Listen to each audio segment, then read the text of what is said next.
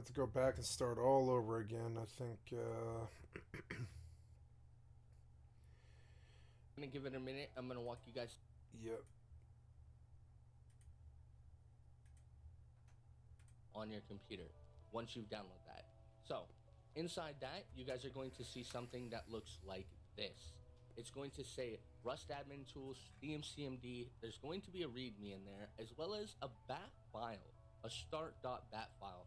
If you want to take a look, we can right click on the .bat file. First thing you're going to want to do is extract this to a folder on your desktop, or anywhere else. Extract this entire folder. It'll look something like this. Once you extracted the folder somewhere, we're gonna open it, and as you can see, if we right click on the bat file and we go inside, this basically is just the setup stuff for your server. We'll get into all that when we get there. It's nothing crazy. So this is going to be simplistic and very easy so that anyone is able to set up their own server. All right, first step we're gonna wanna do is we're gonna wanna open the folder, and we're gonna wanna copy our CMD, Steam CMD folder. Right click, you can right click and click copy or Control C. Then what we're gonna wanna do is we're gonna wanna navigate to our C drive. This is the main drive on your computer. You can open up your file explorer, scroll down under this PC, you should see local C disk drive. You're gonna wanna paste Steam CMD in there, open it, and then run Steam CMD. Once you start running Steam CMD, you're going to see a few things happening. It's going to start downloading Steam CMD inside that folder for you to allow you to then run the following commands that we're going to be doing. So this could take a couple minutes for you, could take a couple seconds. As you can see here, we should be pretty much done it anytime now. Boom, we're done. Okay, so now we're going to need to type a few commands. The first command we're going to need to type in our command prompt is force underscore install underscore dir. dir is for directory. Then space, and in quotes, we're going to put C colon slash. Make sure you put the correct slash. Then we're going to put Rust server, and then slash again, and end it with another quote. Then hit enter. Now this is basically setting our target where we want the install files for the server, where we want them to go. You can put this anywhere else if you prefer, if you know what you're doing, but for the sake of this video and everything else, we're going to just put it in the C drive. So once we've done that, we're going to want to type login anonymous. Once it logs us in, you're going to see that it's going to be waiting for user info, and it's going to say okay. Then this is where we start downloading the server file. Type app underscore update space 258550. Then hit enter. Once you've done that, you're going to start seeing a bunch of progress numbers popping up. This could take anywhere from 60 seconds to 3 minutes to 10 minutes. It all depends on your hardware. Just So.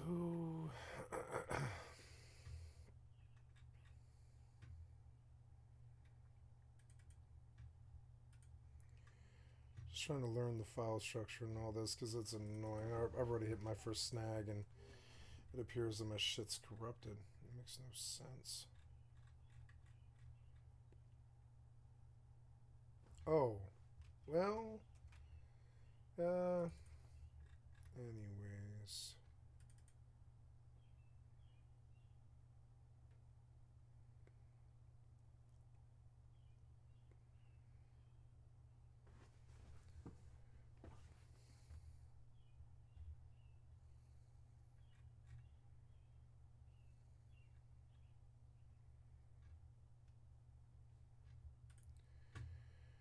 Yeah, I think this entire thing.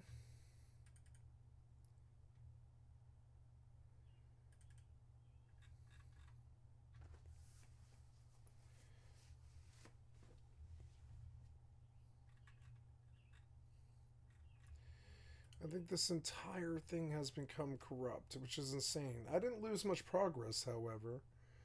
Like, I was messing with some ideas and stuff, but I didn't really lose too much progress.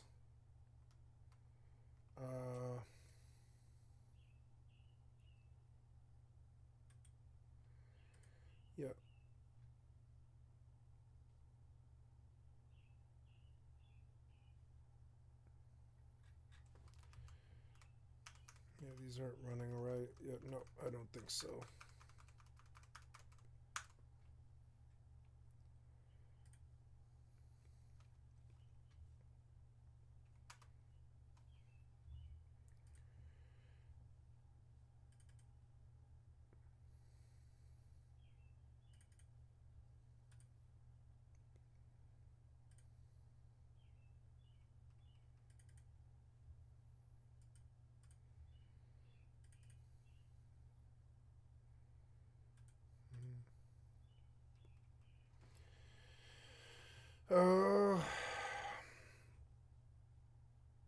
Yeah, I could do this whole process, I suppose. Start it all over again. So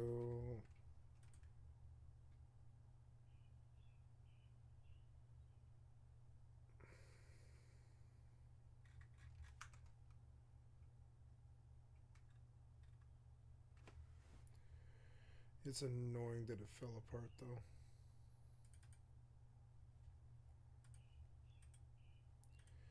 See, something kind of changed here.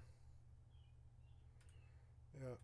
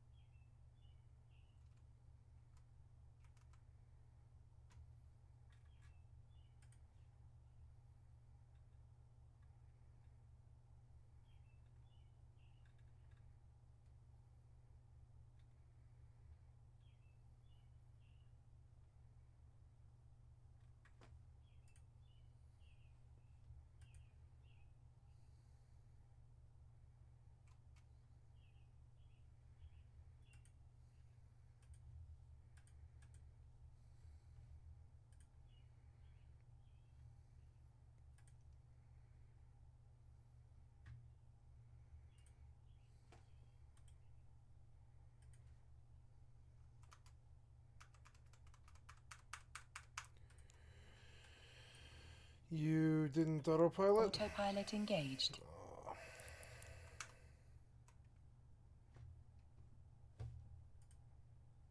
Warping to Stargate. Warp drive active.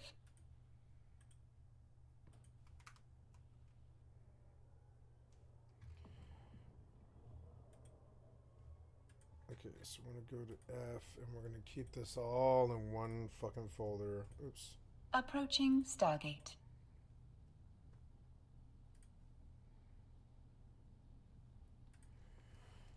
Rust. My Rust server. Right. And here we will Autopilot jumping. paste.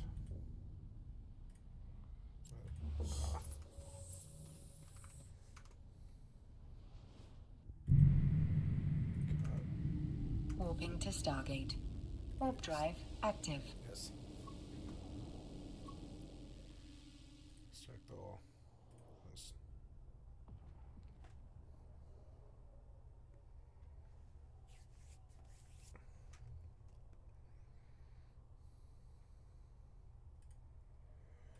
Okay, now we're gonna delete you.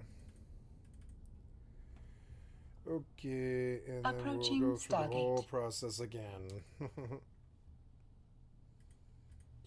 So, this is going to be simplistic and very easy so that anyone is able to set up their own server.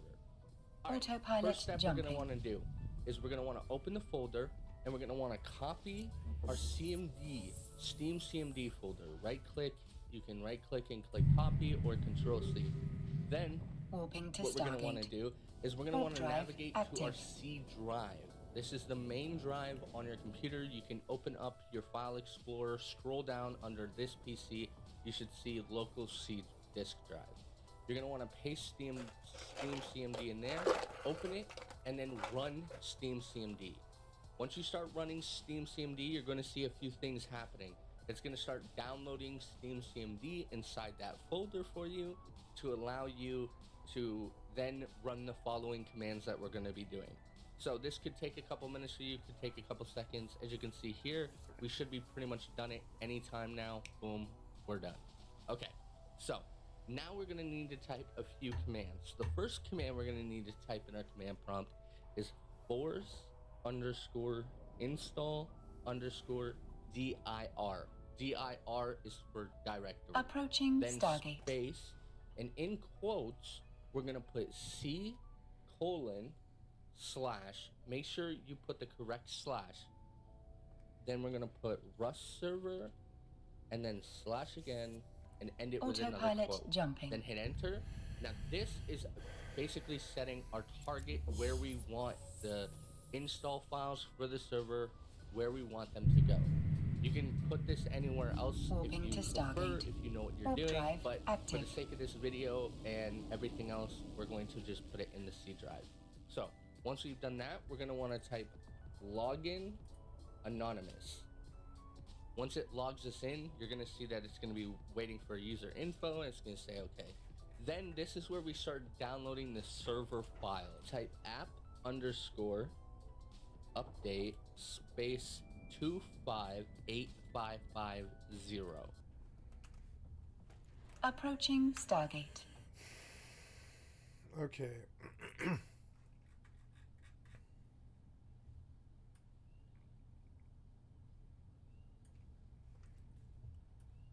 Autopilot jumping. Force_install_dir. What was this? Warping to Stargate. Warp drive active. Force install.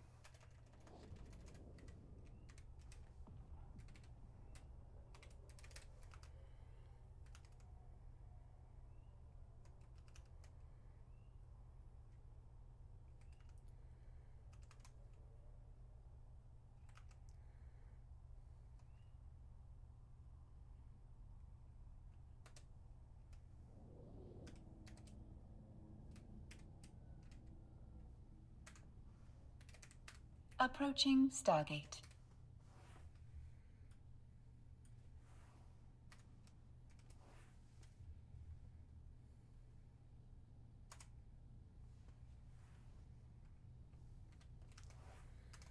Autopilot jumping. Make a file here? Yes, you did. Okay.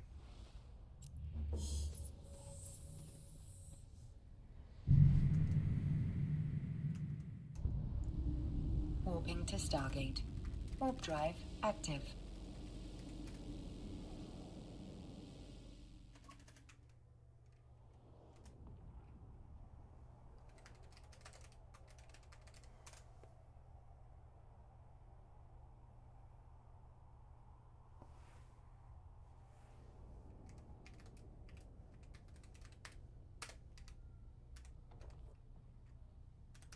Approaching Stargate.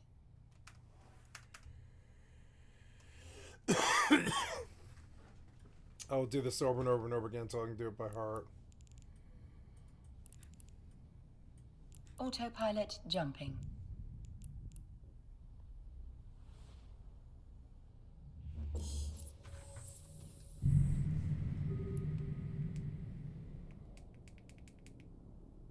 Warping to Stargate. Warp drive active.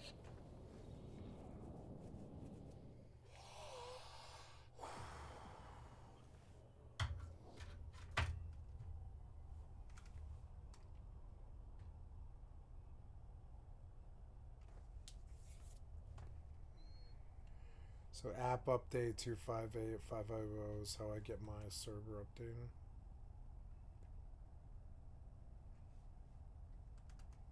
It sucks that I lost my server.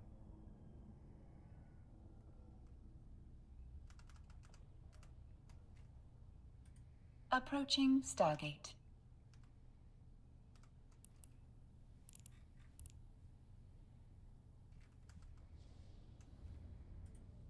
aren't childish on their own merits, but the combination of some of them almost answered my question for me before I got Autopilot past jumping. the tutorial.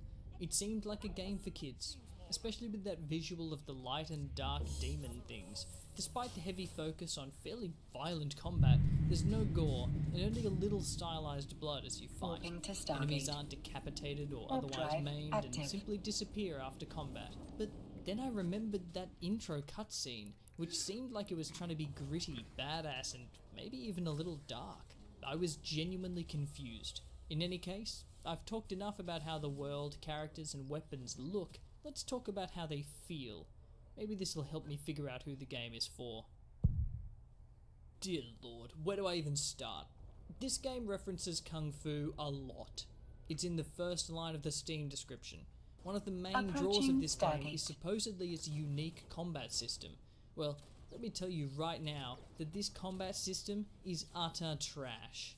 I'm not being facetious. It is painfully devoid of fun. From the very first encounter to the very last, it changes so little that it made me wonder if the devs fell asleep before they could fully play. I mean, that's all I need to hear. Like, it kind of sucks, but yeah. Test the entire game. Combat in every form Warping is to Stargate. floaty, weightless, Warp drive and bullet active. spongy. I thought this might change as I went on, got more powerful gear and skills. I even wrote in my notes that it might change because I was trying to be optimistic. It did not. I didn't play this game on hard, nor did I completely beeline main quests just to get it over with, though in many ways I wish I had, and yet combat always felt like a chore. Not challenging, just a chore. It's a fascinating pairing. Approaching Combat Stargate. drags by at a glacial pace, but was never involved enough to become engaging. I might get some disagreement here from people who know more about the game, or tried different builds, or just had a better experience, but let me tell you what I felt when I played through this game. I chose Deadeye, Autopilot which at the jumping. time I thought would be really strong. Everyone online also agrees it's really strong, and don't get me wrong, it is. The perks are useful, and after doing some research I can definitely see that they provide good Warping to DPS, Stargate. utility, and make guns Warp more drive viable. active. My experience, however, was that most of the guns are useless. I bought some, I looted some, I crafted some, and I won some. Almost all of them sucked Gaston levels of eggs. I promise you, I engaged with the upgrading and crafting mechanics. I shopped around and looked for the best ranged weapons. I tried dozens. Nothing was as effective as running up and bashing them with a sword or a big flat axe thing, even when I hadn't Approaching upgraded my Stargate. strength at all. It was only at the end of the game when I crafted this big ass gun that shoots piercing saw blades that I ever felt that shooting my enemies was as viable as melee. This seems to be the complete opposite to a lot of what other people are Autopilot saying jumping. online and in reviews, so it might be an entirely me issue and I might be genuinely playing this game wrong. I'll acknowledge that, but god damn it, I tried. I tried to make guns work, and while they did eventually, Warping to melee station. always felt Warp stronger drive to me. active. Even when I used the dodge mechanics more than the parry mechanics, it felt stronger. Even when I used all the Wung Fu for my guns, used modules to change and increase damage types, almost all of them just felt flat, boring, and the equivalent of using a slingshot against Superman. Plus, there shouldn't be a way to play a game so wrong that it felt this way. I touched on Wung Fu just then, so let me say something positive. You can unlock Wung Fu abilities for each different weapon type. They basically amount to combo Approaching moves station. for combat, such as Unstoppable Duck for rifles, which can be activated after 2 consecutive jumps, or Wicked Wolf for two-handed slash weapons, which can be activated after 2 consecutive regular melee attacks. They're visually cool with unique animations for each one, and they do have an impact on combat, often taking out a Docking significant permission chunk of an requested. enemy's Docking health. request I accepted. actually really Docking liked the permission Wung Fus. requested. They felt the least floaty out of any combat option at my disposal. Autopilot They also have a disabled. prompt for the last Waypoint input of the reached. combo sequence, which was really nice in the early hours of the game. It helped remind me that they existed and reinforced what inputs I needed to perform to achieve them, and it was inconspicuous enough in the corner of the screen so that later in the game, once I'd already memorized them, they weren't obnoxious and in my face unnecessarily. Genuinely good stuff, played into the martial arts theme in an organic and satisfying way. What I didn't like was Super Wung Fu. It's basically an ultimate ability that sends you into a frenzy where time slows and you attack really fast. You set it up by using 3 different Wung Fu attacks. So while that's something that can happen naturally in combat, it is still a strict setup requirement, and combined with the name Super Wung Fu, you might expect it to be an even stronger ability, a real tide turner in combat, something you'd want to aim for whenever you could. It's useless. It throws all the good things about Wung Fu abilities out the window and takes you right back to floaty, wet noodle attacks that knock off a nanometer of the health bar. It's not a big deal, I just avoided using it, but it was disappointing. In addition to spending unlock points to get Wung Fu, you can spend bio points to unlock biogenetic abilities, like Storm Hop and Mud Punch. These abilities don't do much damage. I'm trying to think of the game that I was thinking of. Yeah, Nightingale, right? I want to look at other reviews that I haven't seen.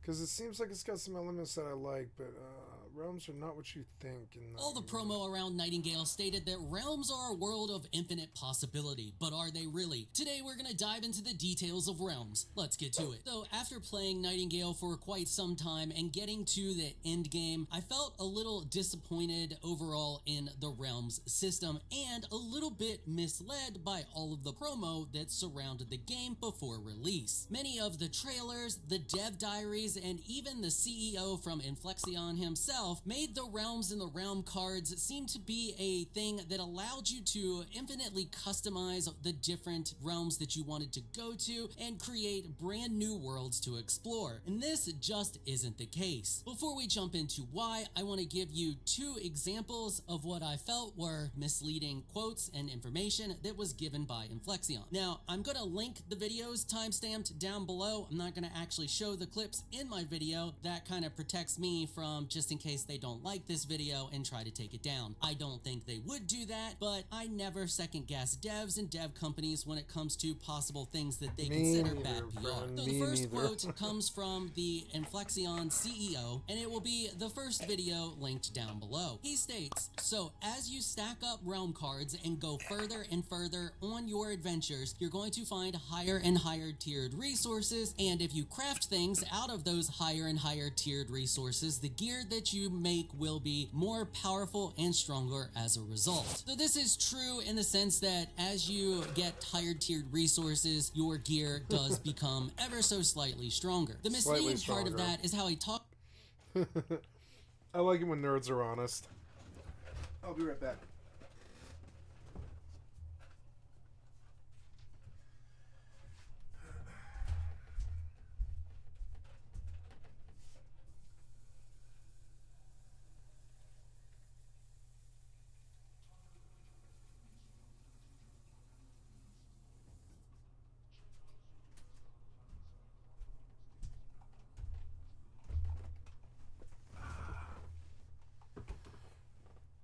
Talks about stacking up realm cards, talks about them in a way as that you can pile them on top of each other to create higher tiered areas to go to, and that's just not how the game works. The next one I want to quote is from the Nightingale extended gameplay overview video, and that's going to be the second link down in the description. And there are two things that I want to point out in this video. The narrator states, with 3 types of cards, biome, major, and minor, you can tailor realms to your liking. This gives a sense of being able to really customize realms, and you can, and this necessarily isn't a lie here. It's just misleading because you kind of need to go to all of the different combinations to get the different types of resources, especially depending on what type of build you're trying to create and if you're looking for a specific resource, and in order to get all of the different recipes there are, because the different recipes are scattered throughout the different combinations that you put together with your major and biome cards. The minor cards don't really come into play except for tweaking things, and there's really only a couple that you're ever going to really use. Most of those are somewhat useless. The next quote from the same video, the narrator states, "The combinations of all 3 together," speaking of the cards, "creates endless variations." That's not really true either. There is 100% a finite number of combinations that you can perform between the major cards and the biome cards. Sure Throwing the minor cards in there increases that variation, but it's not going to do any anything spectacular to whatever major and minor cards you have played. The minor cards are exactly what they say they are. They're very minor tweaks to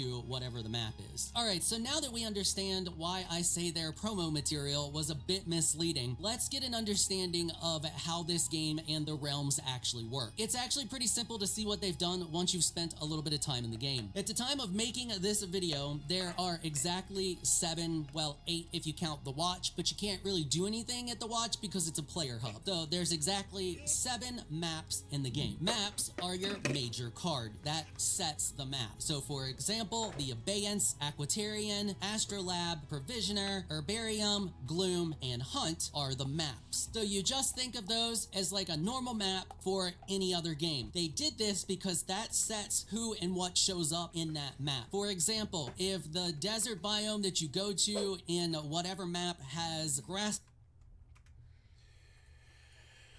then hit enter. Once you've done that, you're going to start seeing a bunch of progress numbers popping up. This could take it all once it's downloading as well as verifying. It only took me about a minute or two. The time may vary for you. Once we have the server installed, just type quit. Boom. Okay, now we're going to want to go back to our C drive, and inside our main C drive you're going to see a new folder called Rust Server. We're going to want to double click on this, and inside here you're going to see an application called Rust Dedicated. You're not going to want to click anything, you're not going to want to do anything. This is where we go back to the folder that we downloaded, the tutorial folder, and you can see the .bat file, the start.bat. We're going to want to copy that. Once we've copied it, we're going to want to paste it inside the Rust server folder. Then we're going to want to right click it and edit. This will open a notepad. Inside this notepad, you're going to notice that there's going to be a lot of text. It's not going to really make much sense for you. The main important things in order to make sure that it's going to run your server and operate your server is that you have the correct location to where your Steam CMD is, as well as where your server is located. As you can see here, I'm purposely made a little mistake. It's not going to be on your end, but it's only going to be on mine for the sake of this video. In here, you're going to see Rust Server 2/ for your force install directory. That's not correct. You're going to want to change it to what it is. So as you can see up here, it's Rust Server. So if I control C this, and then I go back into it, and I change this to that, and add the slash at the end, it will be correct. For the sake of this, I think I have too many open. Save. Okay, as you can see, now this is corrected.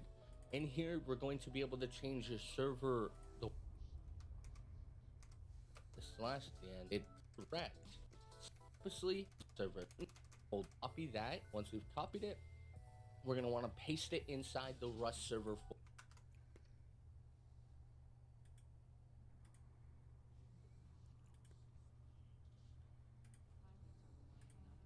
folder.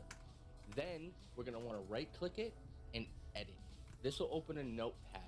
Inside this notepad, you're going to notice that there's going to be a lot of text. It's not going to really make much sense for you. The main important things in order to make sure that it's going to run your server and operate your server is that you have the correct location to where your Steam CMD is, as well as where your server is located. As you can see here, I'm purposely made a little mistake. It's not going to be on your end, but it's only going to be on mine for the sake of this video. In here, you're going to see Rust Server 2/ for your force install directory. That's not correct. You're going to want to change it to what it is. So as you can see up here, it's Rust Server. So if I control C this, and then I go back into it, and I change this to that, and add the slash at the end, it will be correct. For the sake of this, I think I have too many open. Save. Okay, as you can see, now this is corrected. In here, we're going to be able to change your server, the world that you're going to use, the world seed that you're going to use, how many players, what you want the server name to be, a description, as well as your website and stuff like that. There's one important thing that you need to change once you want your server public and out there, is you're going to want to change your Archon password. This is very important. This needs to be changed. In this video, it's going to be named tutorial123, and you guys are going to see that in your file as well. It's going to say tutorial123. I recommend changing this to whatever you want your Archon password to be. Moving forward, I will explain to you what the Archon password does and how important it actually is. So, once we've changed the name of our server, which you can do when, inside this folder where you see server host name, you can change the name. I named the server Chaos YouTube Rust Tutorial, and you can add a description in here as well. If you want to add a new line, you can just do a /n or /n, and then it'll add a new line if you want as well. You can also add a header image as well as a website that you want the server to go to when people click on website. But now that we've saved this, we're going to close it, and then we're going to run this. Once we start running this, you're going to start seeing things happen. You're going to see that it's going to start logging in. It's going to start loading up files. Things are going to start popping up. Mine may look a little different than yours, but with that being said, we're going to let it run its course. It's going to go through its installation and everything like that. And once it's done starting up the server, once the server officially starts, this could take between 5 to 10 minutes to, it just depends on your hardware. It could take a minute, 2 minutes, 3 minutes. That all depends on your hardware. So what we're going to do is we're going to let this start running, and once it's done running, we'll get into everything else regarding port forwarding.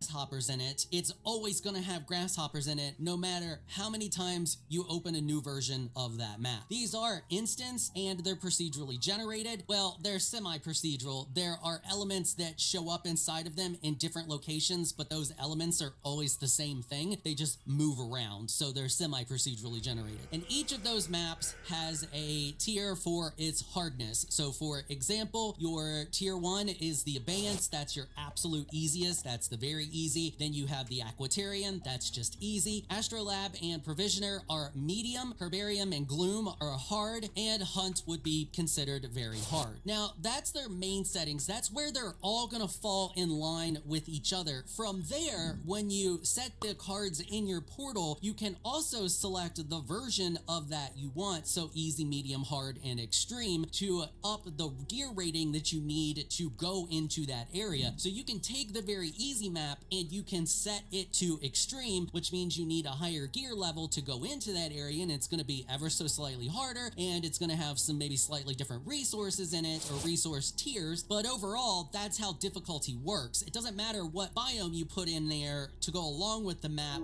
difficulty is set by the map that you select, and then whether you set it to easy, medium, hard, or extreme. There is no like stacking up the cards to make it harder. The difficulty is set once you select your major card, once you select your map. Now, there is one exception. There is one minor card that drastically makes a map extremely harder, but that is the only card currently at the time of making this, and from what I can tell, it's just to challenge yourself. Now, after you complete the main part of the game and get to the end game, which becomes extremely grindy and almost pointless to play in my opinion, but that's a whole other topic, you then unlock the Ascendant versions of those cards, which is the same thing, just higher gear level starting at the base. So for example, if you have your tier 1, your Abeyance, which is around level 0 to 10, at base it just ups that gear score that you're going to need to go to it now. Instead of being 0 to 10, it's now 60 for easy, 100 for medium, 160 for hard, and 220 for extreme. So what about the biome cards? Well, the biome cards just affect what biome you're going to to. All they've done is they've split the biomes up. So in a normal game, when you'd go to a map and you'd have like the desert here, and then you'd have the swamp here, and then over here you might have the forest biome, or they might be mixed in with each other a little bit. All they did is they separated those. So when you go to a map, you're going to just the forest biome in that map, or just the swamp biome in that map, and so on and so on. So with just taking into account the biome cards and your major cards, once again, the ones that actually set the map that you're going to, you only have a total of 21 different options. That's very far from infinite. Now, they can infinitely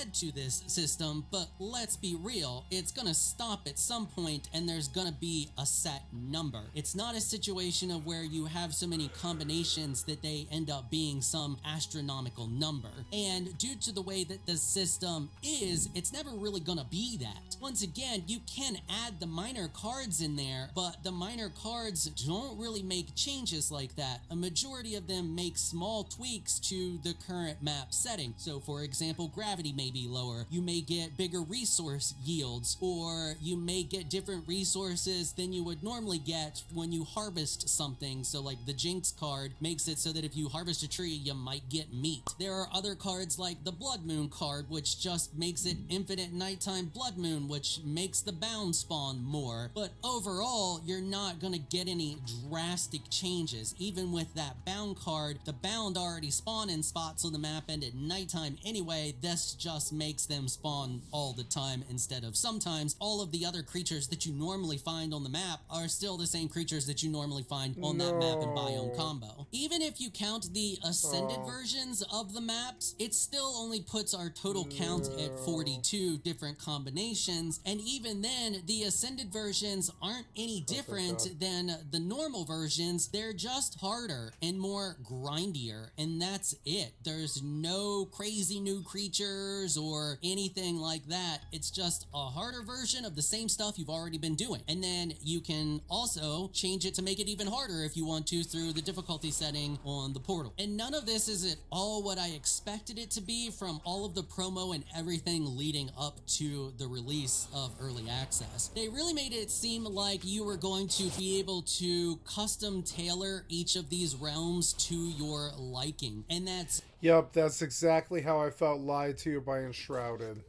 A little bit.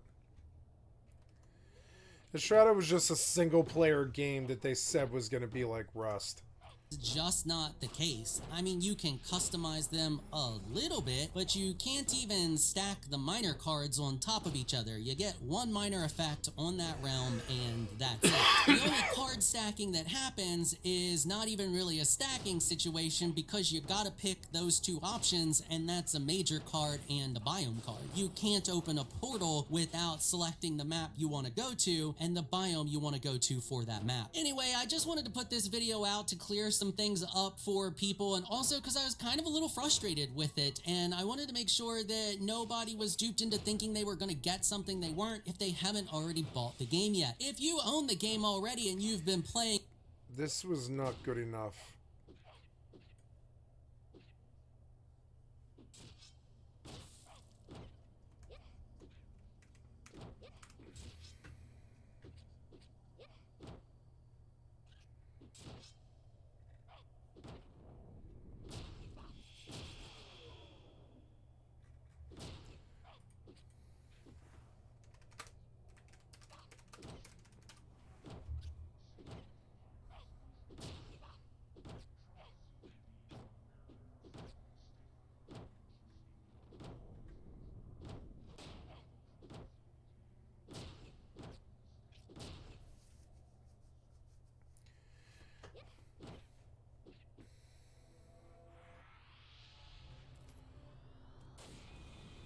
Rust ruins survival games for me.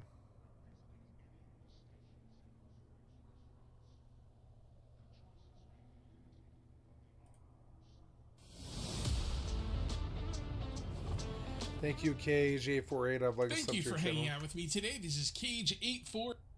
Welcome to a new series for Survival Fountain of Youth. This is not just any series. This is the biggest update yet, the 1.0 update. Let's go ahead and start a new game. Alright, so we're going to leave on the tutorial. We'll leave that on default. Leave that where it is. Okay, so we're gonna take a look at some of this stuff. There's a couple things I want to change here. Let's look through this. Amount of items from the starter chest 2, that's okay. Animal difficulty, fine. Resource respawn. Okay, so resource amount I want to be high, and I also want it to respawn quicker. Other than that, I think I'm okay with the rest of this. Let's go ahead and confirm and start the game. Ugh, sleeping here. I'm sleeping here in my hammock. It's so interesting how people would sleep in hammocks on ships just because of the ship, you know, moving back and forth in the waves and everything. Alright, we need to go to the bow of the ship. Alright. And I believe it's going to give us a weapon and tell us how to fight. So you hold left mouse button for blocking hit. Use the blocking hit to block attacks, charge power for the hit, and release it right before the enemy attacks. Okay, that's going to take some getting used to. But now's the time to play around with it. Oh, okay, so right when the thing turns red, I guess, you can do a power attack. Oh, okay, so how do I know when the... I guess when they're red? Okay, so when they're red, you stab them. Alright. Okay, alright, I got it. I played the game for about a half hour just to get used to it before this video, and I could not get those attacks right. So, as far as I can tell, if the enemy's red, that's the time to attack it. No, I'm not going to stab you. You're just in a crate. That would be mean. That would be very mean. Alright, we need to take the map. Oh, I forgot to take the map. My bad. We weren't just going up here to learn how to fight. We also need to grab a map. So let's go ahead and do that. Cool. And now we need to go to the captain's quarters. Yep, I passed taking the map. Look at me go. Now the captain's quarters is right up here. And let's see what's going on in here. Oh yeah, we gotta light this up. Place the map on the stand. Is that a cartography table? I don't know. It's just a stand, kid. Just a place for you to put the map. Alright, so we're looking at the map. Cool. Uh-oh. That's not good. Oh, no. And here comes the shield. Boom! Yes, I do remember this. Well, I just played it, like, not long ago, but even before that, I remember this intro. I've played this game a couple times. Pretty cool game. Alright. Very good. Get the items in the chest. I think we can take this. Doesn't tell us to take it, but... Alright. So, I think we're going to take the iron axe and the iron flint. There we go. Iron axe, iron flint. So, yeah. My fire start over there. Went to make them up. Alright, mapping. Use mapping to find resources you need for crafting. Mapping will also help you find unique locations, natives, chronicles, and special objects like potion notes, etc. You can map anywhere you want. Yeah, you can do this anywhere you want. But mapping from higher ground will cover more territories. Cartographer trees, mountains, hills, and build cartographer towers. Ooh, cartographer towers are new. New to me, anyway. Okay. I feel like I'm gonna fall off this damn... Maybe you might not be able to fall off it, to be honest. Alright, E to map. Okay. Press to view global. Alright, mapping, it's gonna tell me it's too late. Mapping range 309. It'll take an hour and a half. Start. Yep, that's what I thought. Gotta wait for morning. I can press T to skip time. Yeah, alright. Let's do it. So what time is it? Yeah, we gotta get till morning. I'm just gonna kind of... Oh, that automatically skipped right till morning. Cool. Alright, good. Now, normally I would go down and, like, I would be productive, but I want to get this mapped because it's freaking awesome. Alright, here we go, and start. So the idea is the charcoal is allowing you to write down on a piece of paper, which is just cool. Like I'm telling you, like, realism. Like, that. This game's realistic. I like it like that. Sometimes realism can get to be too much, but it's not so far, so, you know, we'll see where it goes. I love realism, but not if it makes the gameplay less fun. But so far, this has been fantastic. I love this beginning. Craft a primitive ship repair kit. Okay. Well, before I do that, I am going to need to get some food. So I need more palm fronds, so I'm just going to grab them from this tree right here. And now I have everything I need for the repair kit. There we go. Beautiful. Repair the sea vessel. Okay. Repair kit repair. Okay. Now we have a vessel. Beautiful. Land on the island of Hope. Okay, so should we just get out of here and go do that right now? I don't see any reason to stick around here if I'm going to be perfectly honest. So let's go do it. Just in case something goes wrong. Save. Always save. When in doubt, save. Are you sure? Yes. Okay, take the helm. F. There we go. Alright, so where am I? I'm right here, and the island of Hope is up here. I'm guessing. I'm guessing that's the island of Hope. I don't see anything else in the area, so that's gotta be it. Now, is there... Oh, you use durability as your... Oof, okay. We need to be very careful how we do this, then. Like, I'm losing durability. Well, yeah, there it goes. The durability's automatically going down. Oh, is that the island of Hope right there? Oh, yeah, okay. Oh, that looks... Okay, now this looks familiar. Yeah, there's gonna be a cave. Yep, the cave is right there. Okay, now I'm... Yep, I remember that skeleton. And there's a cave right there. It's gonna be full of scorpions. Sail away. Step out from the helm. What does sail away mean? Probably like go to like a different like area, like a whole different area. Now the sun is causing me issues now.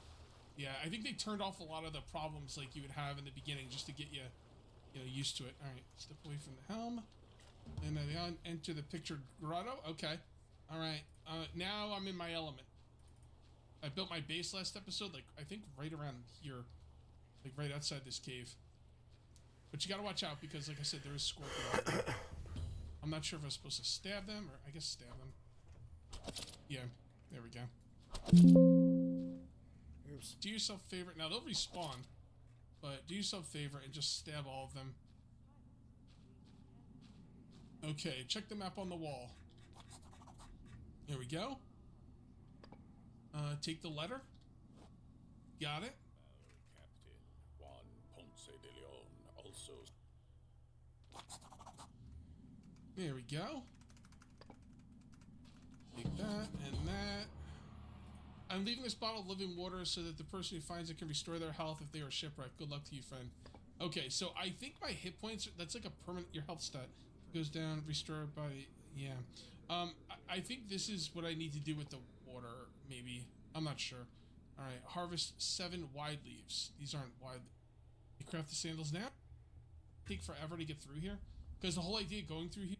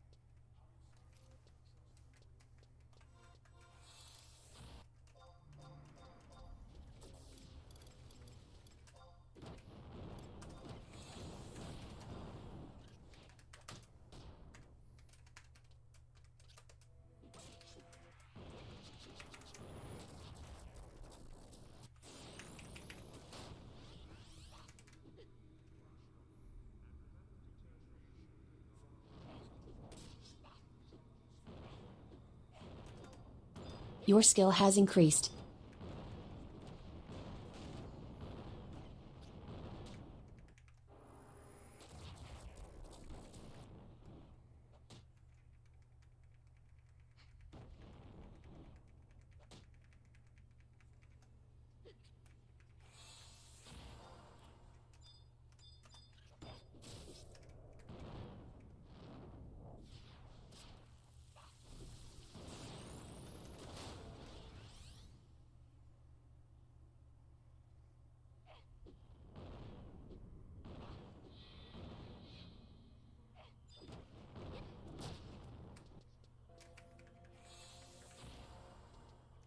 You're a mithril.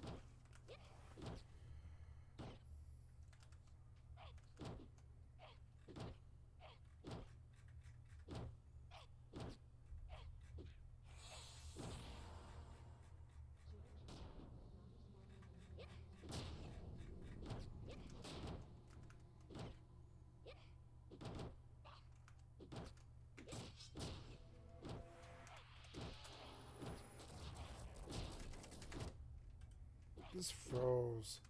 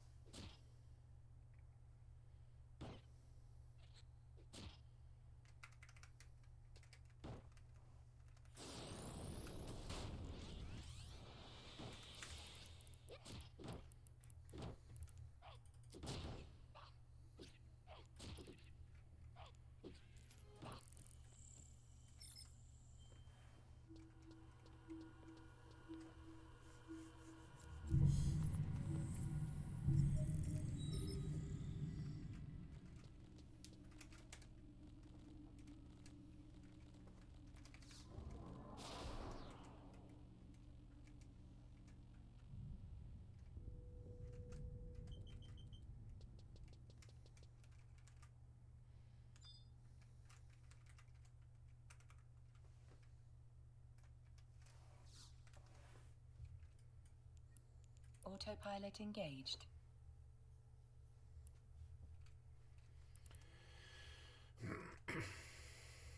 Warping to Stargate. Warp drive active.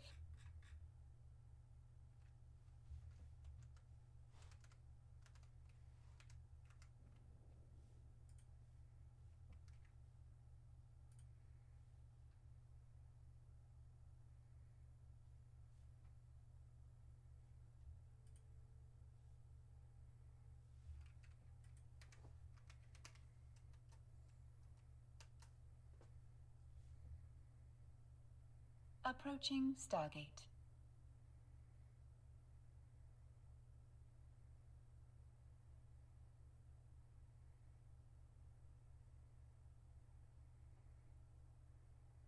Autopilot jumping.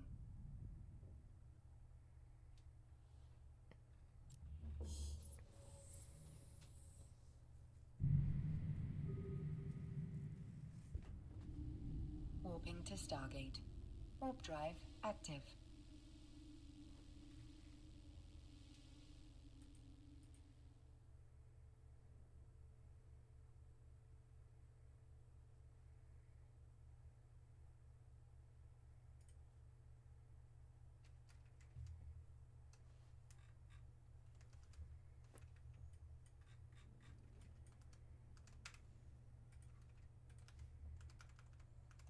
Approaching Stargate.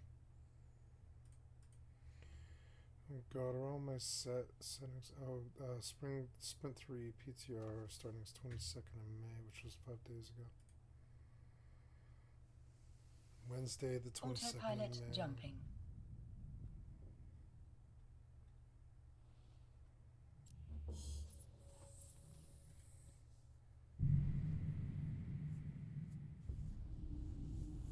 Warping to Stargate. Warp drive active.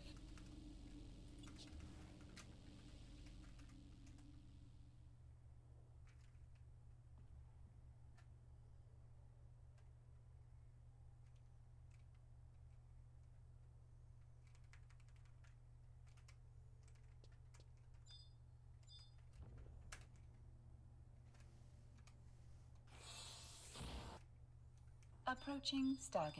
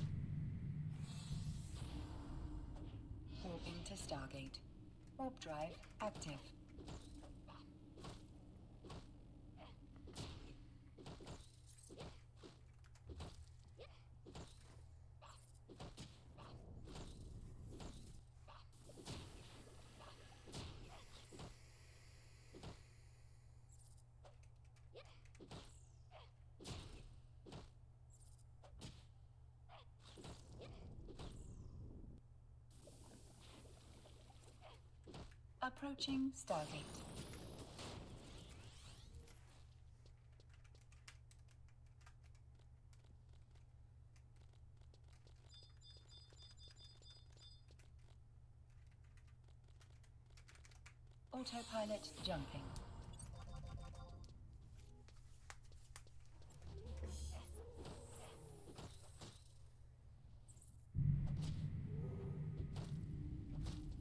Warping to Stargate. Warp drive active.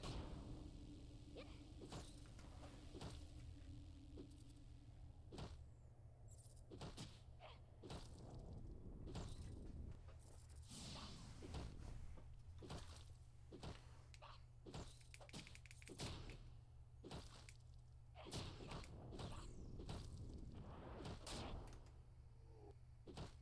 Autopilot jumping. Warping to Stargate. Warp drive active.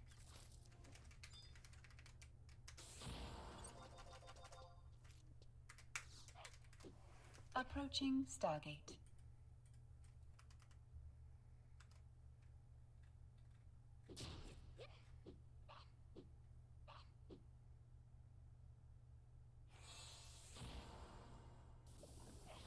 Autopilot jumping.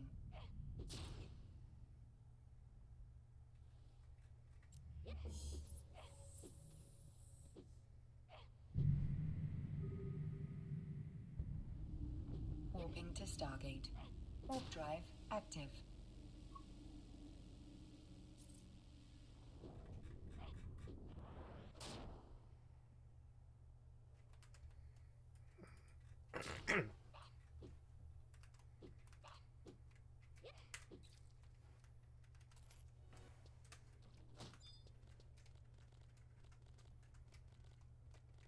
Approaching Stargate.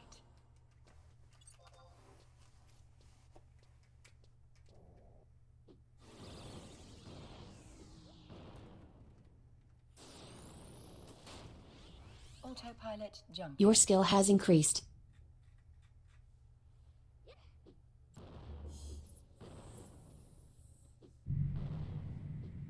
Your skill has increased.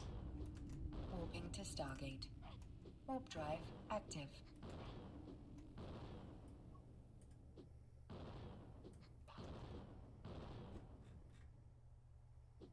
Your skill has increased.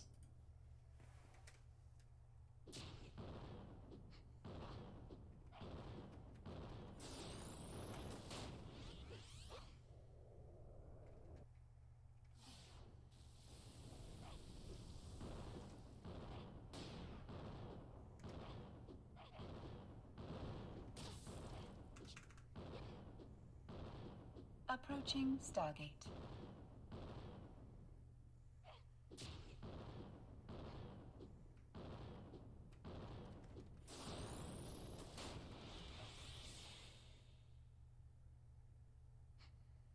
Autopilot jumping.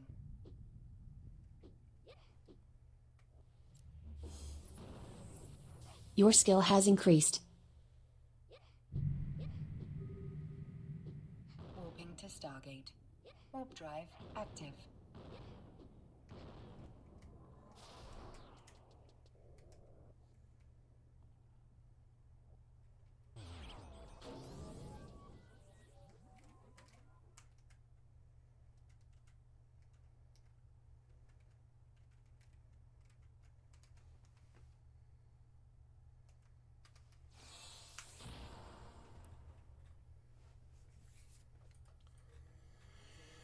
Approaching Stargate.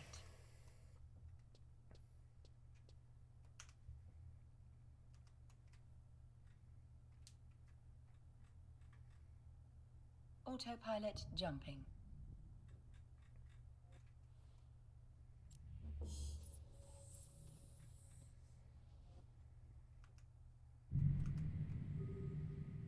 Warping to Stargate.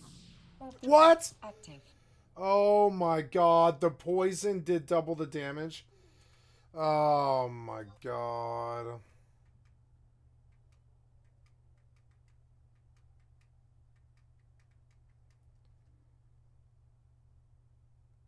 Goddamn Cynifer's poison. Fucking dumb.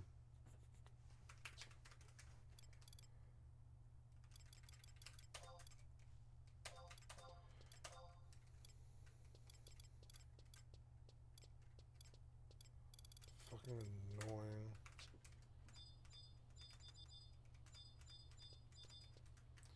What can I do about strong poison? Nothing.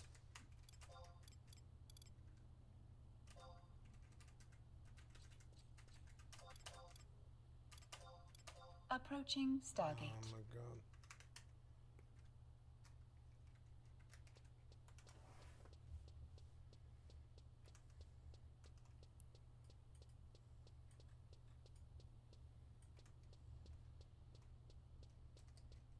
Autopilot jumping.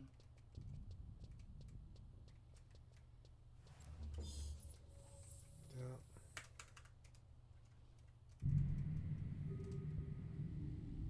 Warping to Stargate. Warp drive active.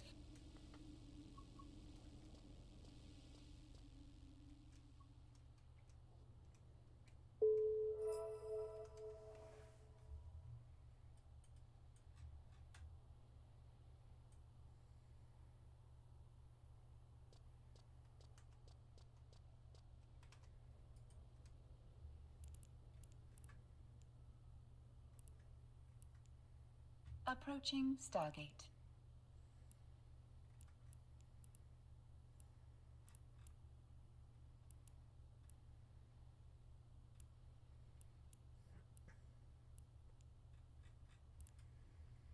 Autopilot jumping.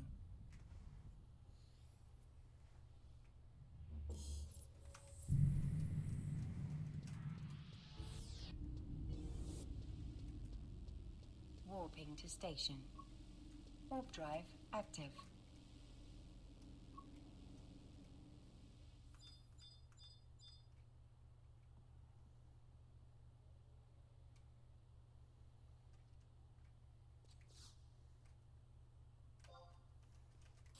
Approaching station.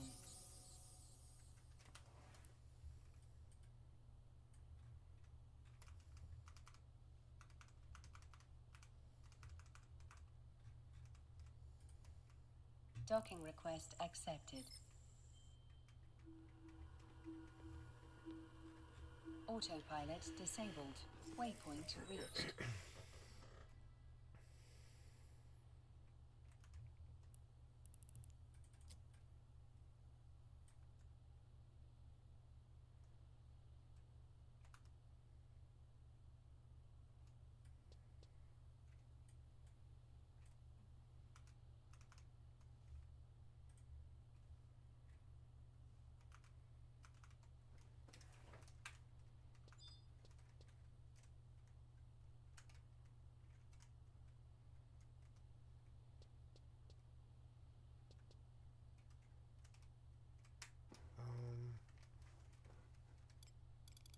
Yeah.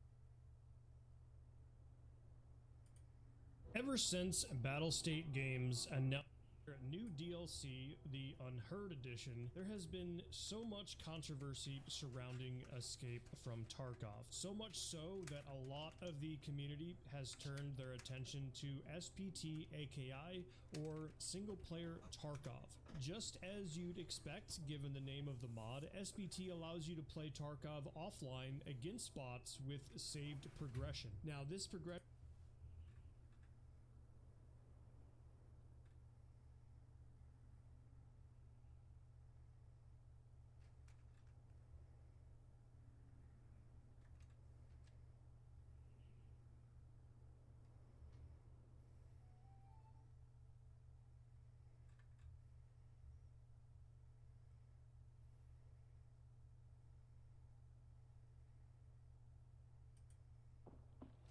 The next big trend in gaming. Thank you, Extraction Rilo. I've shooters seen. are taking I've liked the sub to your channel. Or that's what people might have you think.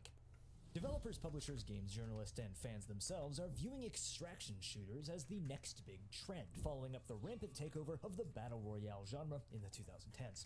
But this genre, the extraction shooter, barely exists yet.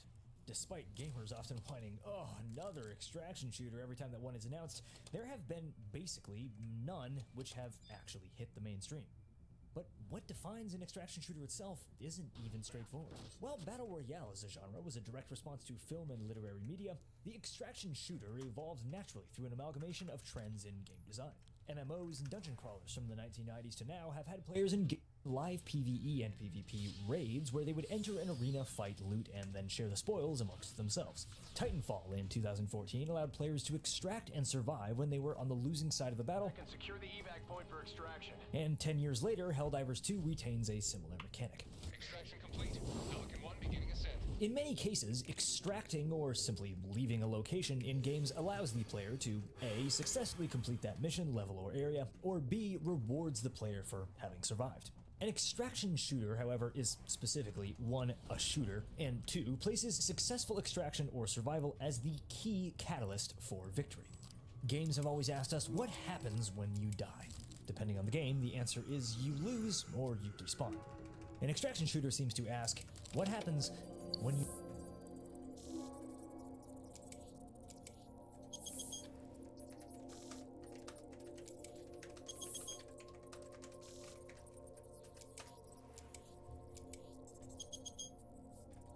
We're back with some more LEGO Fortnite, and today I'm going to defeat the final boss of LEGO Fortnite. So we started off in the grasslands, and as we were going around, we found a big brute, and we were able to defeat him with a little bit of help, and you know, only Tim and Ninja died.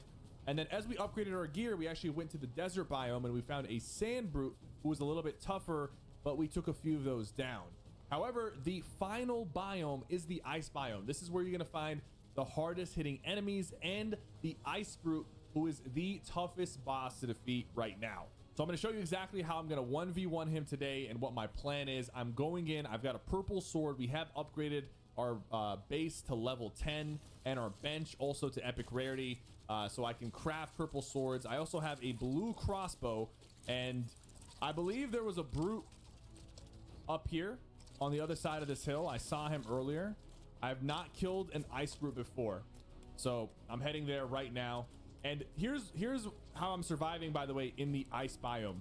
I have 1 fire charm, which is going to give me some cold resistance. I have a torch in my hand, and I also ate a spicy burger. I have 1 more. The spicy burger gives me 10 minutes of cold resistance. Now the thing is, if I wanted to go into an ice cave, I would actually need even more frost resistance. But for now, we're just going to be going through the ice biome until we find the ice boss, the ice brutes. And I'm going to break down my loadout and how I'm going to fight him. So I have a crossbow with 28 shots, but the plan is to not kite him the entire time. I think it's a little bit boring. I do want to get in his face a little bit and try to fight him up close, because I feel like that's going to show, you know, it's going to be more skillful to actually fight him with a melee weapon and a lot of damage. So now I'm going to get involved. He does a slam that goes straight ahead, slam attack, dodges punch, dodges second punch, dodges punch again. Here comes the slam. Dodge that. Couple more slices. Now, I brought some TNT. Oh God. I brought some TNT. Maybe it might work against him because he's ice-based. I want to see if I can do a lot of damage to him with the TNT. We'll have to see. Oh, dude. Oh, they blew up before he could. All right. Chill, chill, chill, chill, chill, chill. Why is he running like that? All right. I want 1 TNT to hit him. I'm gonna eat another one of these. So right now he's healing up. Oh, dude, I'm getting jumped by a freaking scorpion as well. Holy smokes! Okay. All right, all right, all right, all right. We get it, man. We get it. I'm getting 2v1'd. Okay, he killed. live.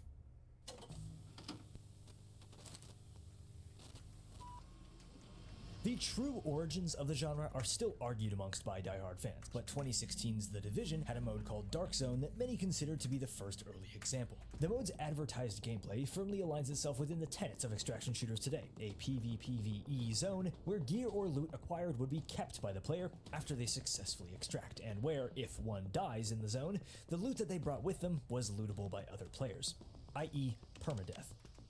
There were more complexities, but every extraction shooter which came after has retained Dark Zone's core tenets. What if, unlike in a battle royale, the victory came from simply surviving? What if, rather than starting every round from nothing, the gear that you found along the way persisted from round to round? In retrospect, Dark Zone may have just been a little bit too ahead of its time for the mainstream in 2016.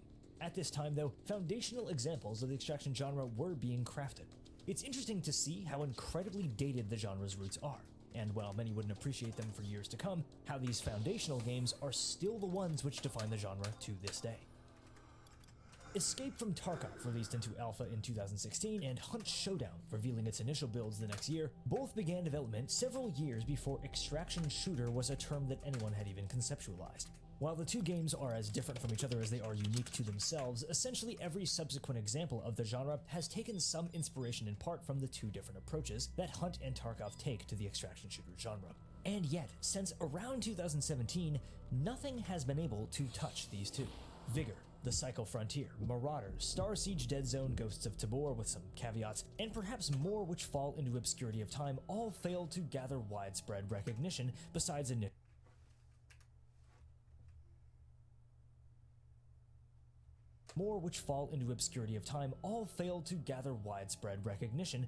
initial periods of hype, all for slightly different reasons.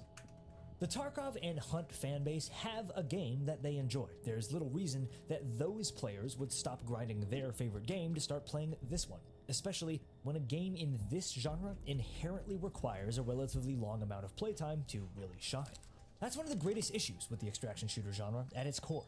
Basically, every attempt at making one relies on a loop which abandons immediate satisfaction or fun for that deeper, more rewarding experience of having to overcome a great struggle. That might be incredibly attractive to hardcore gamers, it might even be incredibly entertaining to viewers on YouTube or Twitch. But that's not the space where the next big thing will reside. The new battle royale, it very inherently can't be. Speaking of big things, AAA publishers have tried their hand at pushing extraction shooters in the mainstream and both fundamentally missed their marks. Neither Call of Duty DMZ or Battlefield's Hazard Zone differentiated themselves from the other core modes that they were attached to in order to warrant playing them for any reason. While the modes simplified the extraction shooter formula, they seemed to miss fundamental tenets of why the games they sought to take inspiration from were actually beloved by their fans. DMZ and Hazard Zone actually proved a fantastic point. It became clear that simply approachable extraction mechanics in a modern military setting does not make a good, enjoyable, or popular extraction shooter. So, what does?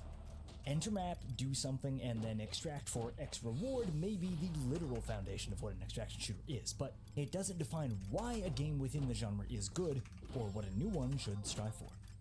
In my opinion, publishers comparing the genre to Battle Royale instantly sets a new title up for failure, because making a good extraction shooter game is a much more complex feat of design than a simple mode. Now, success stories in the niche, namely Hunt Showdown and Escape from Tarkov, have proven that successful games within the niche should be their own thing first, and an extraction shooter second. But they do share tenets of design which can be analyzed to understand why these games work, and why they're still played after all these years, something that others have failed to replicate. Firstly, the game needs well-executed, addicting, and satisfying surface-level entertainment value. In EFT, for example, looting, walking around, drinking, eating, everything you do or interact with in Tarkov has great animations, sounds, and is satisfying to the ears and eyes. In Hunt, punching or stabbing grunts, throwing knives and axes, opening doors, burning stuff, in both games, simply being in the game is fun on a very subtle level. You don't need to be winning to be enjoying playing the game. Secondly, a strong visual language. The aesthetics really do matter. To follow the last part, a more immersive world means a more addicting game. The more unique and original, the better. When I say that a game in this genre's visual language needs to be unique, I don't mean unique or new to the extraction shooter genre. I mean to the games and entertainment industry as a whole. Tarkov's visual style nails post-Soviet grit and milsim gear and gun porn aesthetics better than anyone in the industry. And Hunt Showdown's early American Deep South I thought Chernobylite did it. of occult industrial revolution, forgotten technology charm is utterly unique. These aesthetics in and of themselves got large numbers of players through the doors in the first place. Remember, no one originally picked these games up because they were extraction shooters. Games need to either do something better than it has already been done, or do something that no one has seen before. Thirdly, embedding the player within the game world. An extension on immersive visuals and audio, but going beyond that, give players the feeling that they are part of something bigger, witnessing a world that exists despite them rather than for them, while giving them the controls to overcome the challenges presented if they work for it. This is one of the core tenets of extraction shooter design. Events, a global economy, and I hope, in the future, ideas that we maybe haven't seen yet, such as evolving and dynamic story elements which incorporate a player's personal identity into the game-wide narrative. That's going to be huge for this genre. The better that the game can keep the player embedded within its universe, the more engrossing it will feel, and the less likely a player will simply feel frustrated when things inevitably don't go their way. Fourthly, speaking of things not going one's way, a game needs a way to risk nothing and still come out on top. Scav runs in Tarkov, free hunters in Hunt Showdown, every game has its own version, but the game must give players a way to simply play the game, even if they're down to nothing. How this is implemented could mean anything, giving the players things for free on a timer, separate modes with a different risk and reward factor. It all depends on what winning is as defined by the game's loop. And speaking of which, fifthly, a clear vision for the intended gameplay loop at the core of the game's design, but enough complexity to the sandbox to allow for freeform and creative gameplay. Tarkov's biggest issue is that it is possibly too freeform. It's not really clear how the devs want the players to play the game. Some mechanics push in one direction, while others push in the other. Hunt Showdown's symmetrical health and damage balancing does create a beautiful sandbox of freeform PvP. Or it would, if certain balancing decisions in tandem with a fundamentally broken skill-based matchmaking system didn't mean that high-level play is dominated by a meta playstyle. I won't lie, this aspect of game design is possibly the hardest to get right in the genre, and no one has figured it out yet. And lastly, but very much not leastly, if you're a PvP game, a strong anti-cheat. Yeah, this one unfortunately has to be mentioned. It's the second biggest reason behind fear of a steep learning curve that the extraction shooter genre isn't more popular. Cheaters are an unfortunate constant reality in all competitive shooter games, but in a game where surviving with your life is the game, they feel like a bigger deal. Again, some have done this better than others, but we've yet to see someone build a game from the ground up with this aspect in mind. The tenets of well-executed extraction shooter design are, in my opinion, far more about crafting an engrossing and captivating experience, period, than they are about capturing the genre that will become the next big trend. Devs, publishers, and fans of games within the genre have been trying to make the extraction shooter the next battle royale craze for close to 4 or 5 years now. And it isn't. No game within the genre has seen even a fifth of the success of any battle royale, even the slightly less popular ones. In my opinion, that's because the requirements for massive mainstream popularity in the shooter space require a small number of very simple, yet very difficult to capture conditions. 1. Playable on console. 2. Completely friendly to casual players. One must be able to jump in and jump out of a game at will. 3. Highly replayable, and in turn, highly monetizable. And 4, stable enough and optimized enough to garner an esports scene. Easier said than done, and not necessarily compatible with the design of every game which has or will come to the genre in the future. Some believe that the extraction shooter is completely overhyped, and that one will never see mass popularity. I don't believe that this is true either, but aiming for mass popularity is a mistake. As with so many things, I believe that many who are trying to capture lightning in a bottle, trying to capitalize on trend and zeitgeist, are missing the raw fact that popularity will come naturally when a product is good. People are desperately looking for something new and exciting in the extraction shooter genre, hell, in the shooter genre in general. They will turn to something fresh and captivating the way that they turned to Tarkov and Hunt out of boredom with survival shooters and battle royales in 2018 to 2019. Whether or not games in this subgenre will be able to hit these marks going into the future isn't something that anyone can predict. Beautiful Light, which takes the Hunt Showdown-esque experience into the modern day, hits many of my marks: a strong visual language, a clear gameplay loop designed from the ground up, and unique elements which embed the player within the game world are present as well, such as computer hacking and a three-pronged player versus player sandbox. The stronger that this game can lean into its unique scope and aesthetics, the firmer it can distance itself from the games with which it shares traits, the better. Why someone would play matches of this game over and over, what experiences that they'll get from it, I've yet to see. To be honest, I've been waiting for it to be in a more complete state before I dive in, so as not to spoil its experience with an incomplete one. Arena Breakout Infinite is an odd case. In my opinion, it's the closest that any developer has gotten to delivering a direct copy of Escape from Tarkov's core gameplay design with all of the excess flair removed, whittling the game down to a simple core: enter, loot, fight, extract, repeat gameplay loop. A live service, non-wiping version of Tarkov's gameplay with events and different game modes as money sinks, all revolving around a PvP-centric player economy. It's all certainly an interesting direction. We'll see if the mainstream crowd finds it accessible and entertaining, and if the monetization model is accepted by genre fans. Whether or not the devs stole EFT's assets or work without permission has yet to be proven legally. But to be brutally honest, the mainstream audience that the game aims to capture will not care. If they find the game fun, they're gonna play it. Marathon, an extraction shooter adaptation of the 1990s FPS of the same name, has incredible yet precariously balanced potential. The world of Marathon is a mind-bending one, with story at its center. Escape from Tarkov proves that this can be very effectively translated even within the PvPvE extraction shooter environment. The better that Marathon leans into its story-driven roots in a subtle, dynamic, and new way, the better. The game already appears to have an extremely strong visual language and personal tastes here. It has the coolest art style that I've ever seen. The gameplay will have to stand on its own. Marathon? Are you fucking serious?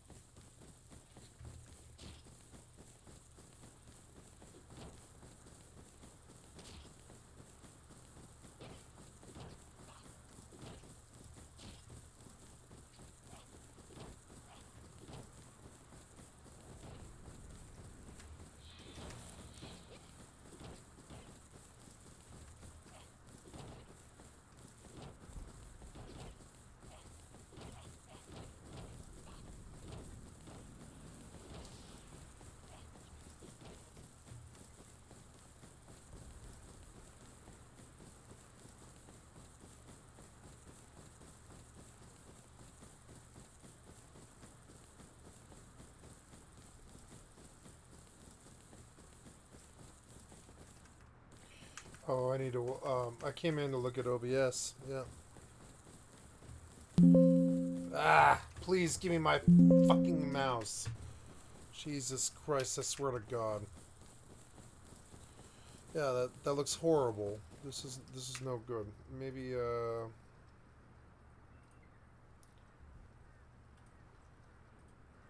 try windowed.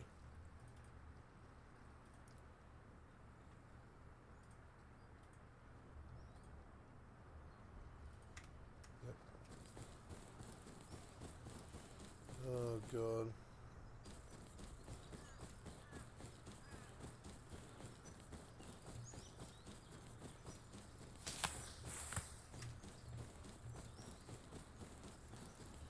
No, I can't get this game to run.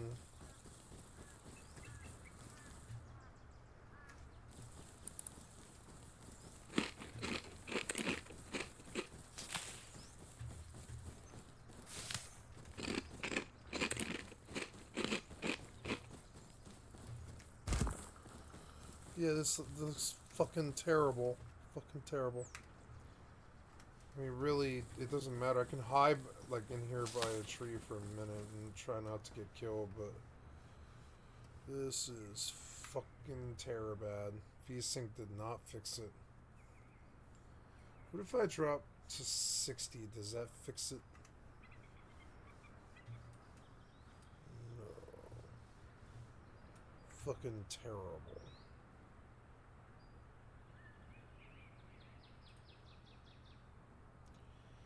I don't know what's causing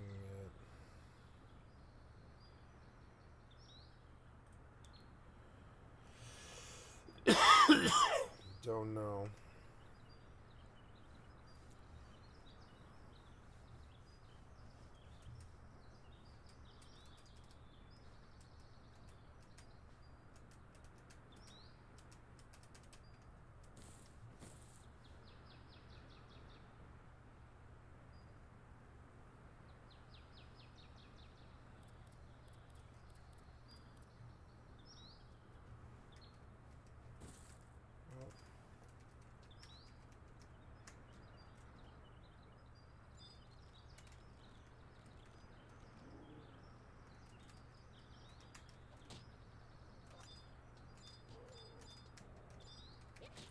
Fuck.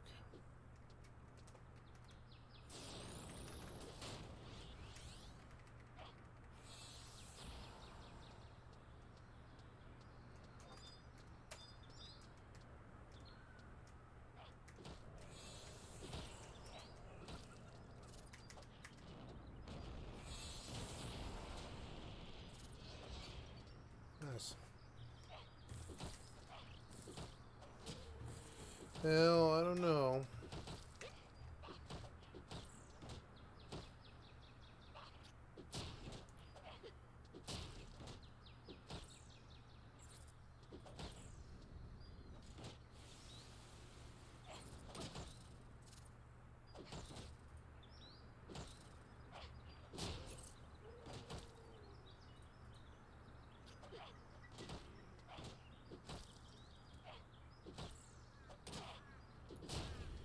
Maybe it's... Your skill has increased. No, that didn't fix it.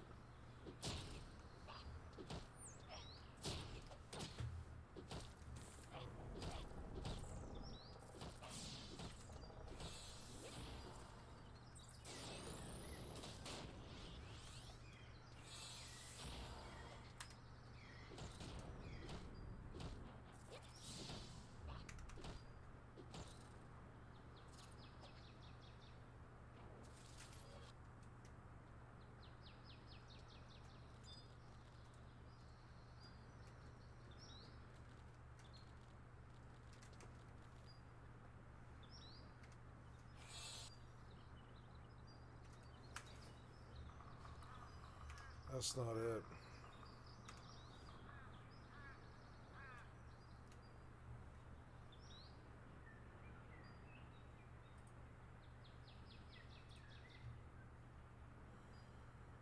I don't know. If I reduce the render,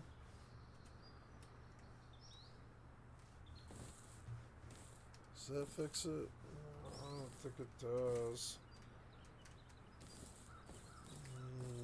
No, the game looks so bad. And I don't know why. You're so stupid. See, that's even worse. Like, you're just bad. What is that?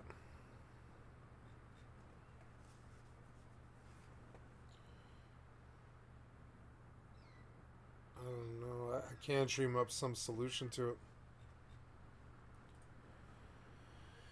But yeah, it appears that, yeah, like Rust will go to retire, I guess, until I get my new computer. Maybe it'll play better then, but I don't think it will.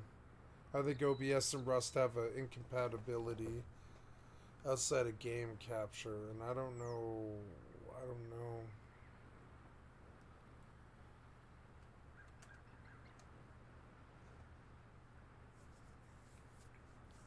Yeah. It's, ooh, it's double fire.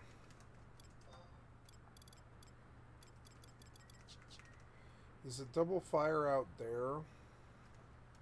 I should go pop out and see.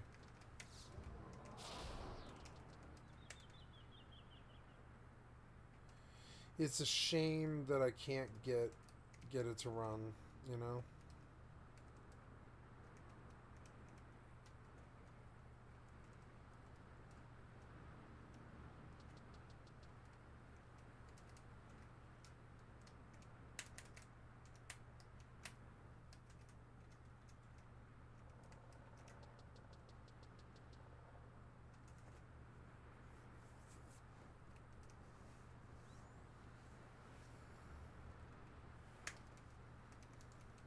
It is double fire. Time to go out and make some money. Ooh. I could use a nice 50K.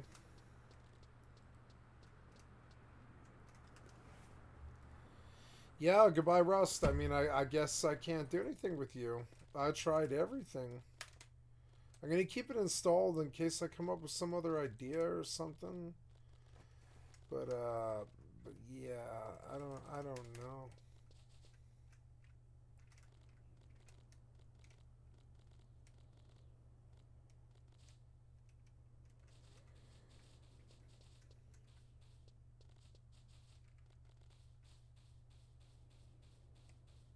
So cool.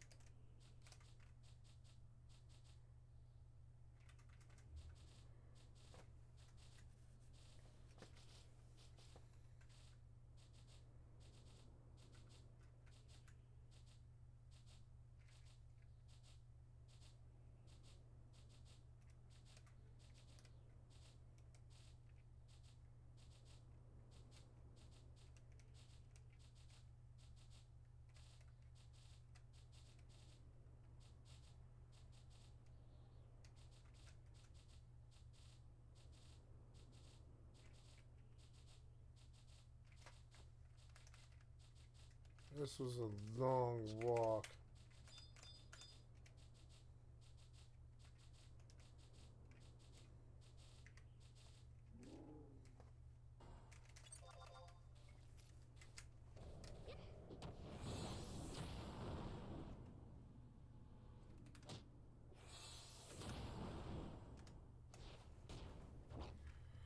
Well, let's try a different game, I guess.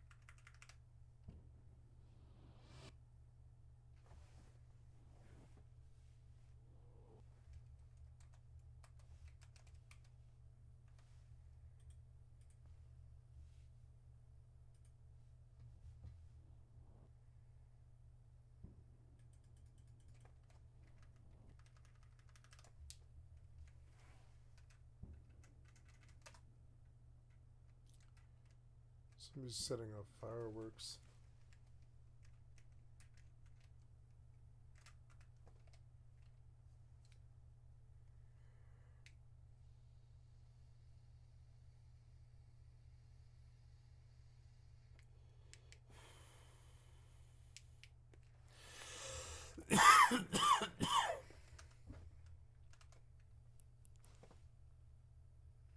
It's getting towards the end of the shift.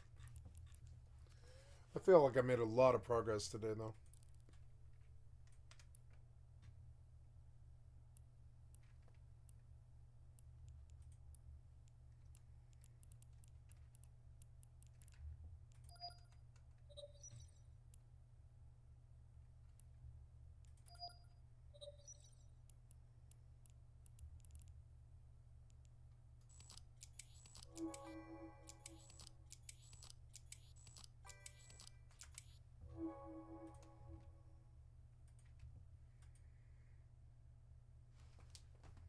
At least this game doesn't have a problem.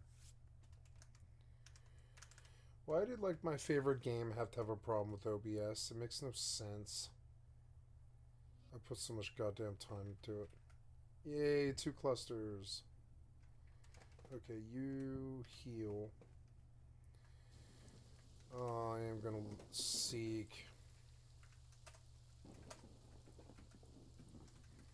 another fire elemental. Another fire elemental just north of me. I mean, really, I'm in no rush, and if people kill them, that's fine. So here's Mortal 2. Right now, you are in 1280 by 720. Yeah, honestly, I'm okay with that, but can you do that? Try that. Wow, yeah, that seems like a weird... Yeah, and you're in windowed, are you? Can you go windowed full screen? No, windowed 1682. No, it's too weird. Try. Yep. There, you set it to the window. And you gave me a window, which is uncommon for you. But you are running okay.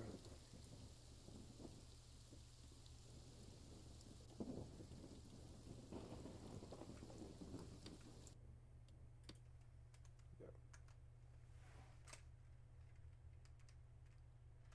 You didn't like stay or whatever.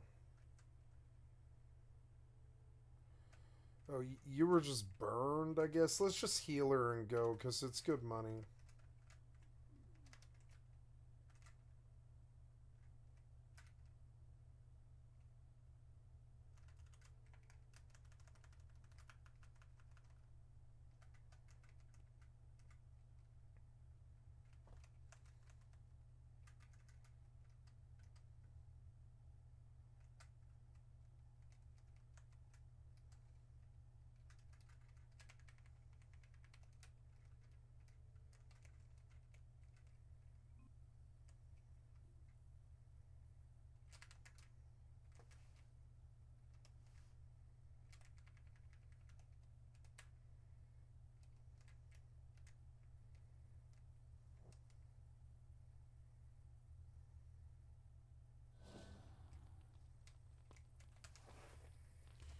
Okay, so I'm in. How's it playing?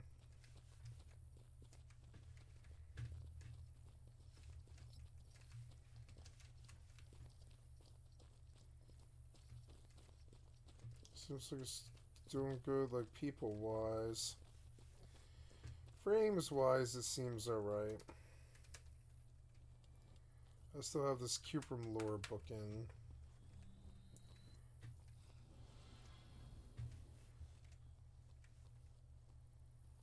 What are you doing?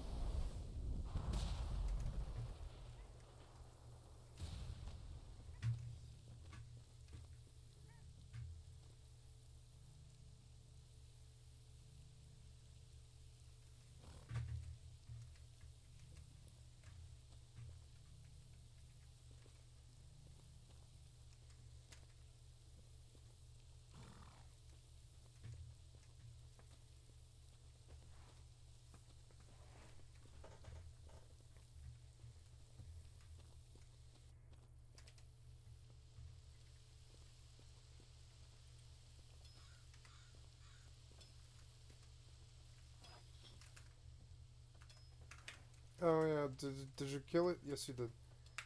So okay, sit now.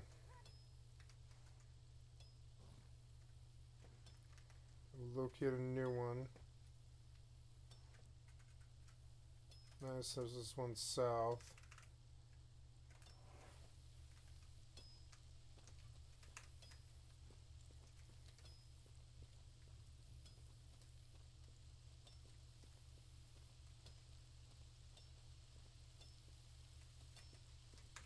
Oh no, that won't work. I need one.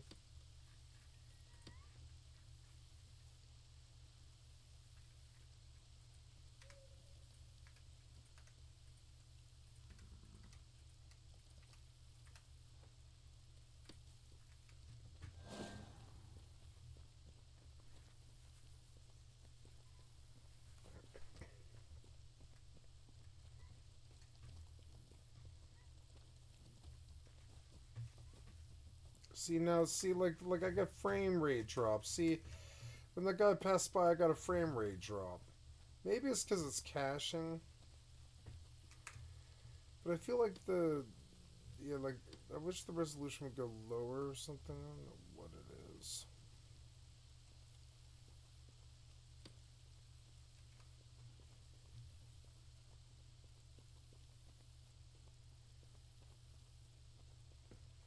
I like Mortal. It's playing better than it ever has. It takes so much time. But it is a game I could play.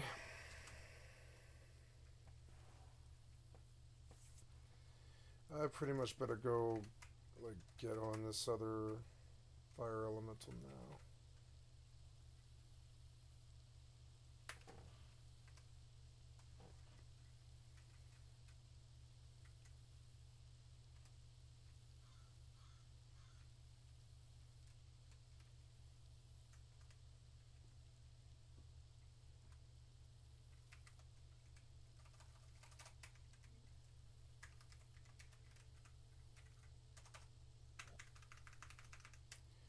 No fire 2 for you.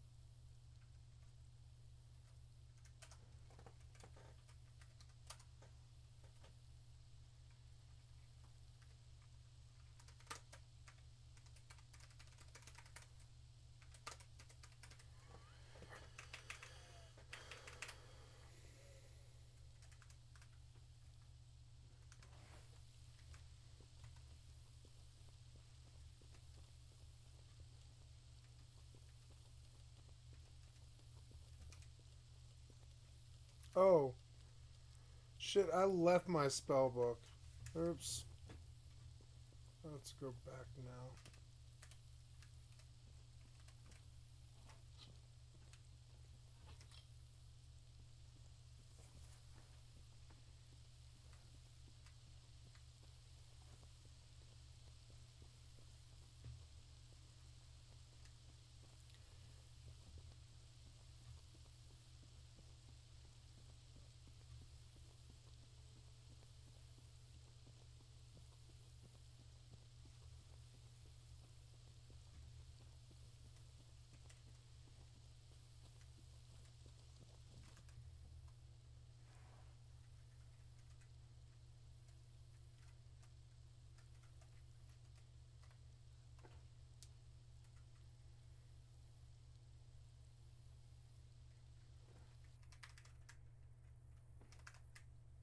It just stops raining, huh?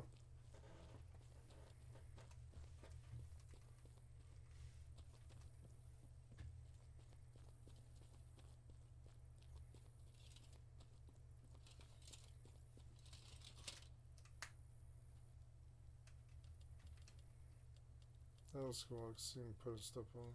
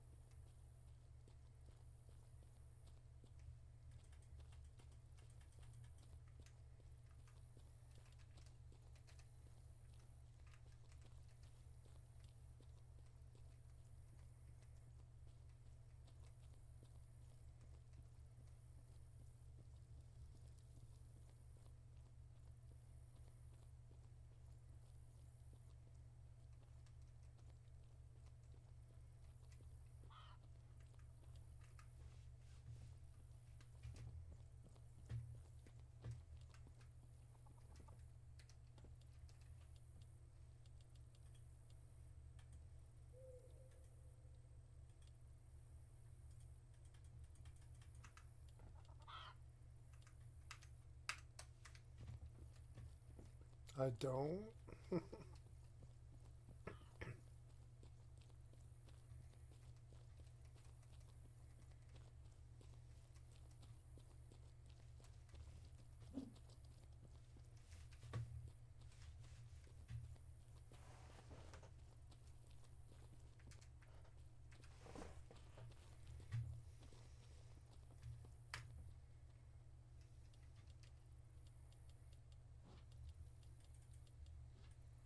So I don't have anything in my spell book, huh?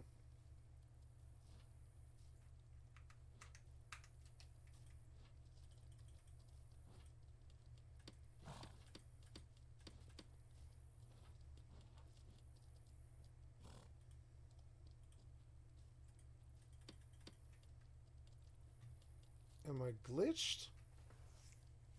I don't know.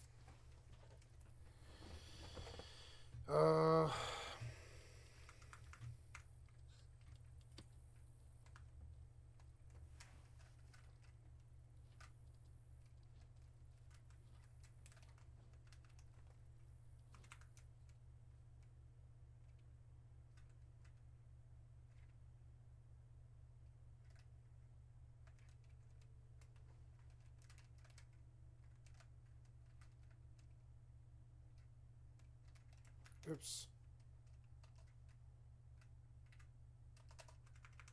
Yep.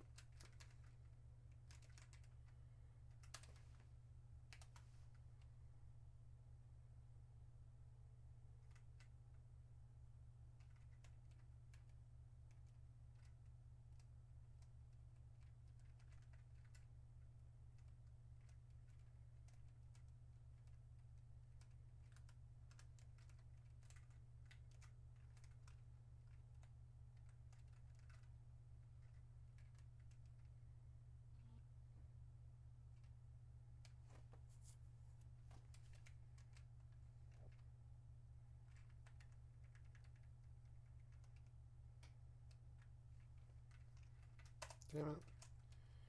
You hurt me so bad so fast, I'm just gonna... Oh, do not call for help.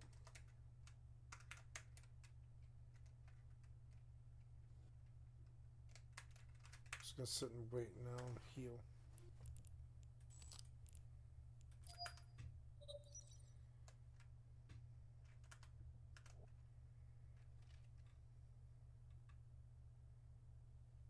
Oops.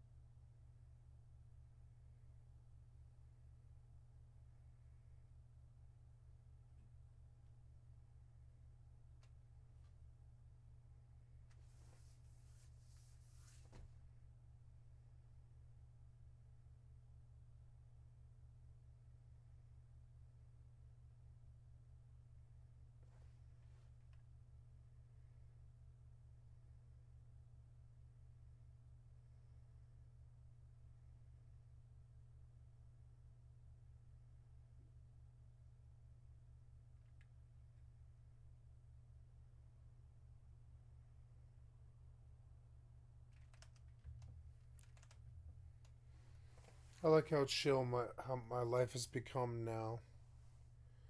I've needed it to be for a long time. I can just sit back and watch the auto swing.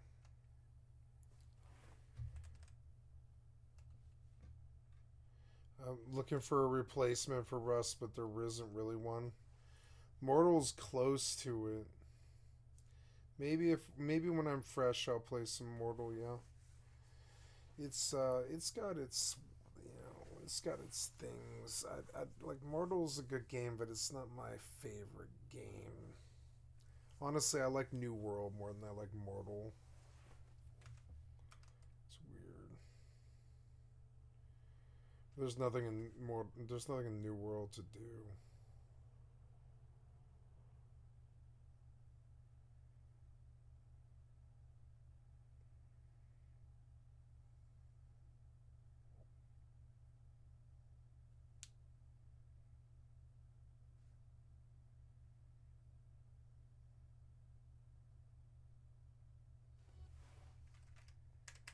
Nice.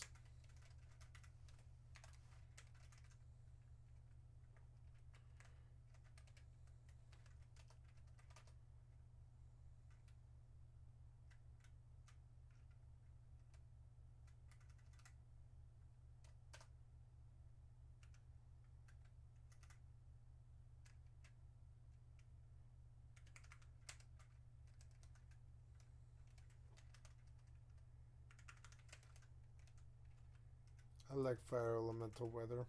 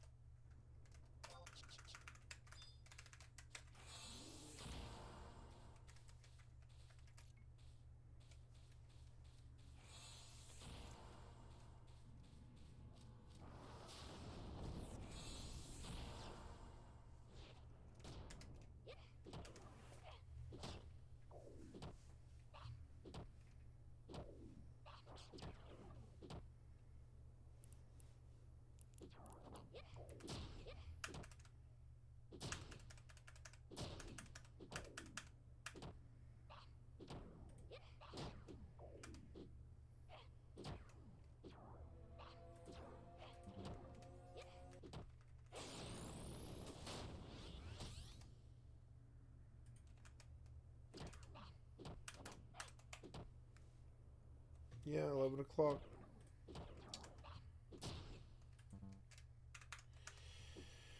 Okay, guys, I believe I'm going to end it here.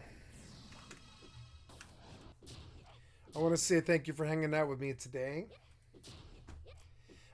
Just a reminder, this 14-hour and 5-minute session was recorded. And it will be replaced, it will be placed on my channel. Speaking of which, I haven't gone to check lately. Make sure that today's upload went up, but I believe it did. Yep, there it is. And hey, cool. Yep, and we got some hits and stuff, and got some good hits.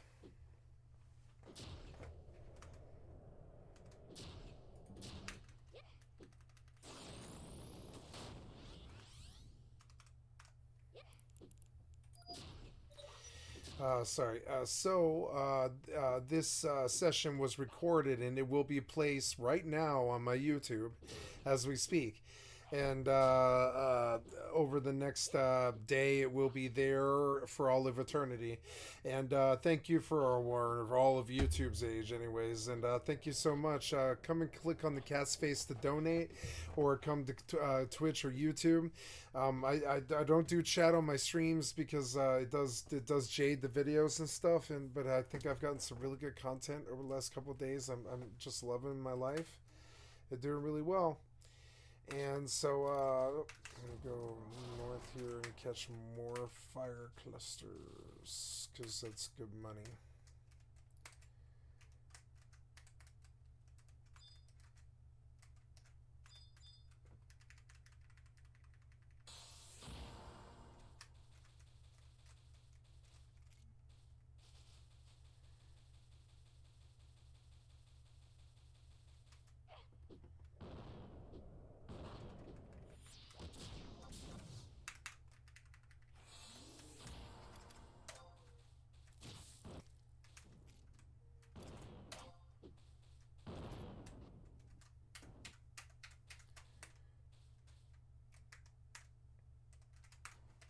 Sorry, I'm just trying to get to a place where I can like sit down and not have to worry about this for a minute.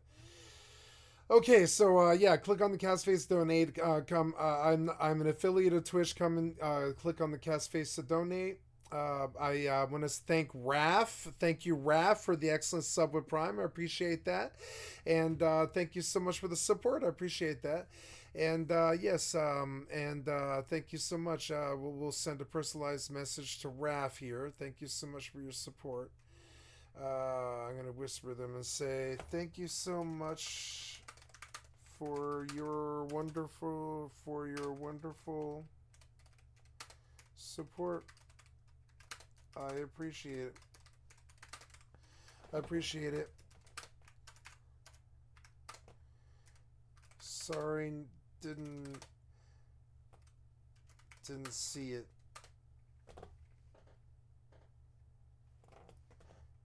Recording. Okay. And there we go. And we say thank you for the follow, Raph. Appreciate that, Raph. And there we go. And so on that note, it was a good day. I got a follow and a sub. So I got a sub today, and that's a good day. It's good to see the subs at 6, and I appreciate it, guys. Thank you so much. On that note, I'm going to stop the recording at 14 hours and 5 minutes. Tomorrow will be a Tuesday. And I will be there today. Tomorrow will be a Tuesday, and I'll be there with you in the morning. Just got to do some walking when I get up, and then I'll be on for the rest of the day for some more whatever. I'm not sure. Like this stuff, I guess, Final Fantasy and EVE Online, and I don't know. I guess maybe like Mortal, I guess. I don't really know. But yeah. Thank you so much for your time. I love you guys. I'll see you later. Bye.